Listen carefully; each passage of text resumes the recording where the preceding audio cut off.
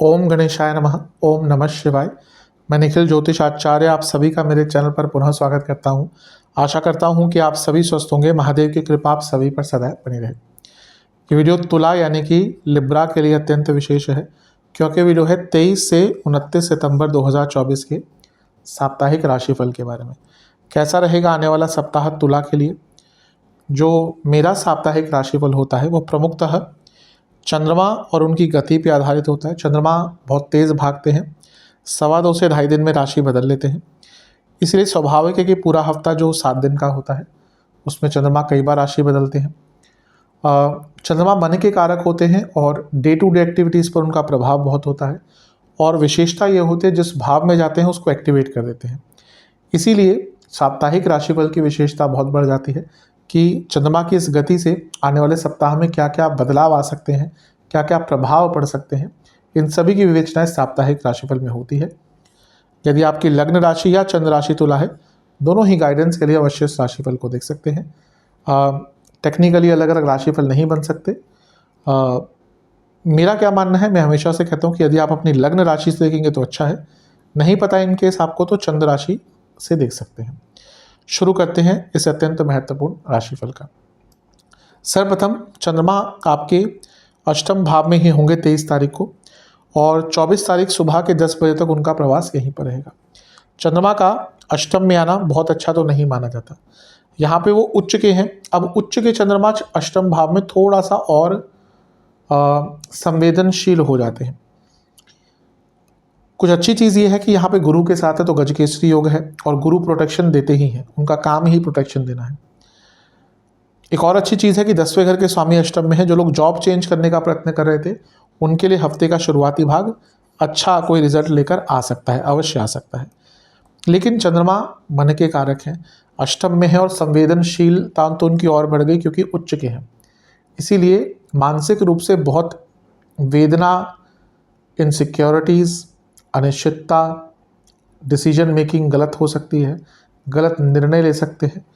तो ये सारी चीज़ें आपको तंग करेगी। यहाँ पे संवेदनशील चंद्रमा है और वाणी के स्थान को देख रहे हैं जो उनकी नीच की राशि है, यानी कि वाणी पर भी नियंत्रण खो सकता है और उसके कारण संबंधों में विकार आ सकता है। बड़े बड़े खर्चे करना शुरू कर देंगे, गलत खर्चे करना शुरू कर देंगे। तो हफ्ते का शुरुआती भाग संवेदनशील है। यहाँ पर जितना अपने ऊपर संयम रख सकते हैं, मेडिटेशन कर सकते हैं, उतना आपके लिए अच्छा रहेगा। अन्यथा ये समय थोड़ा सा कष्टकारी हो सकता है। हाँ, क्योंकि 10वें घर के स्वामी हैं और अष्टम में उच्च के हो गए और धन स्थान को देख रहे हैं, तो अचानक से धन की प्राप्ति हो सकती है, उसमें कोई दो राय नहीं है। लेकिन बाकी प्रभाव तो इसका चंद्रमा का अष्टम में होना मानसिक रूप से पीड़ा आपको दे सकता है। किसी पर भी ट्रस्ट मत कीजिएगा, अपने भी यहाँ पे धोखा देते हैं। नवांश कुंडली थोड़ी सी नकारात्मकता आ सकती है, सोच में थोड़ा सा कन्फ्यूजन बढ़ता हुआ दिख रहा है। दशमांश कुंडली कार्य क्षेत्र में अपने ही कार्य पर केवल फोकस करना, किसी की मदद नहीं लेनी, किसी और के कार्य में मदद नहीं करनी, गलतियां हो सकती हैं। बिजनेस के लिए फिर भी ठीक है, लाभ आता हुआ दिख रहा है, पैसा आएगा। रियल एस्टेट से हैं, कुछ भी पब्लिशिंग आदि का कार्य है तो लाभ हो सकता है, वैसे भी ठीक है। लव लाइफ थोड़ा सा सोच बड़ी कीजिए, ऐसा लगता है बहुत नैरो माइंडेडनेस हो गई है, उसका एक प्रभाव नेगेटिव आपके रिलेशनशिप पर पड़ रहा है। वैवाहिक जीवन सब ठीक है, लेकिन थोड़ा सा यहाँ पे भी कहूँगा पॉजिटिव सोचना शुरू कर दीजिए। आप थोड़े से नेगेटिव ज़्यादा हो जाते हैं और यहाँ पे भी वही हो रहा है। स्टूडेंट्स आगे बढ़ने का प्रयास कीजिए, लगता है कहीं रुक से गए हैं, थोड़ा सा इनिशिएटिव लीजिए, भाग्य अवश्य साथ देगा। सेहत की जहाँ तक बात है, इन्फेक्शन, गले के रोग, इन्फ्लेमेशन, लिवर, सर्वाष्टक, छठा भाव बली है, थोड़ा सा चिंताएं आपको हफ्ते की शुरुआत में तंग ज़्यादा करेंगी। 24 तारीख सुबह के 10 बजे चंद्रमा आ जाएंगे आपके भाग्य स्थान में यानी कि मिथुन में, और 26 तारीख शाम के 6 बजे तक यहीं पर रहेंगे। चंद्रमा का भाग्य स्थान में आना अच्छा होता है। 10वें के स्वामी हैं, नवम में बैठे हैं, कर्म धर्माधिपति योग बना रहे हैं। यहाँ पे जब चंद्रमा आते हैं तो भाग्य एक्टिवेट होता है, और ये चंद्र मंगल योग है, ये भी धन कारक होता है। ये रुके हुए कार्यों को पूर्ण करता है, और जो थोड़ा सा नॉर्मल से हटके कार्य करते हैं उनको भी यहाँ पे लाभ मिलता है। कर्म धर्माधिपति योग कर्मों में धर्म का या कर्मों में भाग्य का साथ बताता है, और मंगल क्योंकि आपके धनेश है और मंगल सप्तमेश है तो धन की वृद्धि होगी, बिजनेस में भी भाग्य का साथ मिलेगा। तो ये हफ्ते का मध्य भाग तो आपके लिए बहुत अच्छा दिख रहा है, इसका लाभ उठाइएगा। यात्राओं के योग भी आपके लिए बन जाते हैं, क्योंकि मंगल भी कहीं ना कहीं यात्रा के लिए इंपॉर्टेंट है। और नवम भाव यात्रा का यहाँ से बैठकर दोनों ही तीसरे भाव को देख रहे हैं। तो छोटी यात्राएं, लंबी यात्राएं, दोनों पर ही जाने का आपको मौका मिल सकता है। किसी धार्मिक स्थल पर भी जाने का अचानक से अवसर आपको प्राप्त हो सकता है।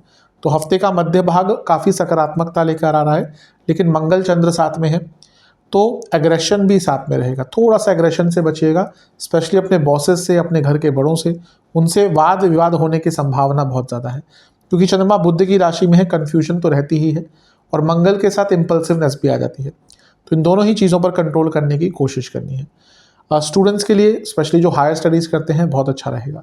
नवांश कुंडली सब ठीक है, भाग्य का भी बहुत साथ मिलेगा, बस थोड़ी सी अपनी सोच को बढ़ाना पड़ेगा, क्योंकि आप बहुत कुछ अचीव कर सकते हैं, लेकिन अपनी सोच को छोटा करने के कारण नहीं कर पा रहे हैं। विचार कीजिएगा इस पर।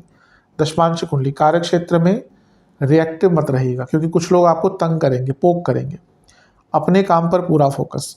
बिजनेस ठीक है, बस एक ही प्रॉब्लम मुझे दिख रही है कि मे बी आपकी कम्युनिकेशन उतनी अच्छी नहीं है, इसके कारण आपके संबंध बिगड़ रहे हैं। तो यहाँ पर उस पर ध्यान दीजिएगा, काम कीजिएगा। लव लाइफ ठीक है, चीज़ें बेटर हो सकती हैं, इवन नए रिलेशनशिप की संभावना है। वैवाहिक जीवन, अपने लाइफ पार्टनर के साथ टाइम स्पेंड करके उनके जीवन में क्या चल रहा है उसके बारे में जानने की कोशिश कीजिएगा। जहाँ तक स्टूडेंट्स की बात है, थोड़ा सा जो हायर स्टडीज़ करते हैं उनकी बात नहीं कर रहा, स्टूडेंट्स के लिए समय तो अच्छा है, लेकिन यहाँ पर कोई डिसीजन अगर आपको लेना होगा ना, तो थोड़े से परेशान हो सकते हैं। सेहत की जहाँ तक बात है, आपको बीपी की प्रॉब्लम, जोड़ों का दर्द, गले के रोग, थायराइड आदि, टॉन्सिल्स आदि तंग कर सकते हैं। सर्वाष्टक में आपका 10वां घर बली है।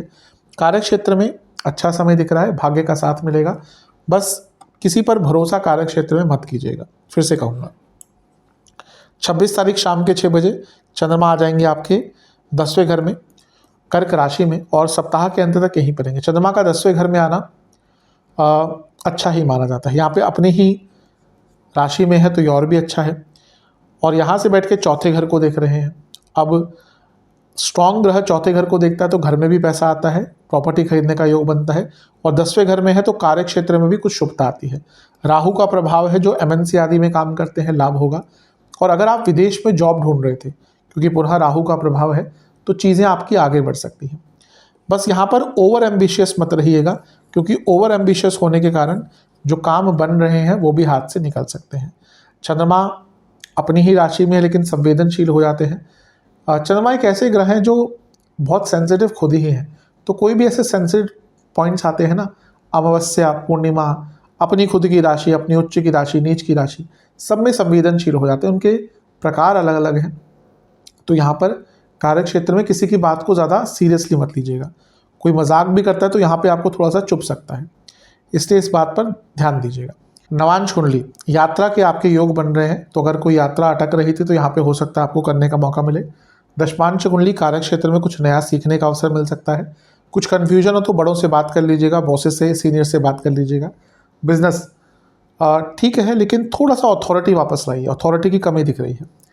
जहाँ तक लव लाइफ की बात है, नया रिलेशनशिप स्टार्ट हो सकता है, बस थोड़ा सा आपको अपने पॉइंट ऑफ व्यू को रखना पड़ेगा। वैवाहिक जीवन, यहाँ पे कुछ लोग मिलकर आप दोनों को तंग कर रहे हैं। तंग इन द सेंस, आप दोनों के ही रिश्तों में खटास ला रहे हैं और आप उसको समझ नहीं पा रहे हैं। जहाँ तक स्टूडेंट्स की बात है, आपको थोड़ा सा अपना सपोर्ट सिस्टम, अपना संगत बदलना पड़ेगा, क्योंकि लग रहा है आपकी संगत ऐसी है जो आपको आगे बढ़ने से रोक रही है। सेहत की जहाँ तक बात है, कफ रोग, हृदय संबंधित रोग और लोअर बैक में दर्द कर सकता है। सर्वाष्टक में आपका 3रा भाव अत्यंत बली है, ये भी बता रहा है कि यात्रा के योग आपके बन सकते हैं। उपाय के स्वरूप में लक्ष्मी चालीसा, काली चालीसा 2-2 बार पाठ कीजिएगा। आशा करता हूँ कि वीडियो काम आएगा। चैनल पे नए हैं, सब्सक्राइब कीजिए, वीडियो को लाइक कीजिए। मिलता हूँ आप सभी से अगली वीडियो में, तब तक के लिए ओम नमः शिवाय।